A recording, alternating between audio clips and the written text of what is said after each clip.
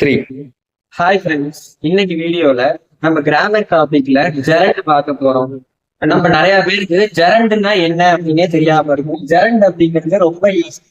நம்ம verb plus ING அதுதான் நம்ம ஜெரண்ட்னு சொல்லுவோம். அதை எப்படி நம்ம யூஸ் பண்றது அப்படின்னு பார்ப்போம். மோஸ்ட்லி ஜெரண்ட நம்ம நவுனா தான் யூஸ் பண்ணுவோம். அதுல 3 type: subjective noun, objective noun and object of preposition. 3 டைப்ல நம்ம ஜெரண்ட் எழுதுறோம்.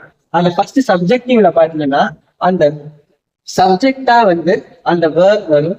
அதே மாதிரி ஆப்ஜெக்டிவ்ல பாத்தீங்க அப்படின்னா அந்த verb ஆப்ஜெக்டா வரும்.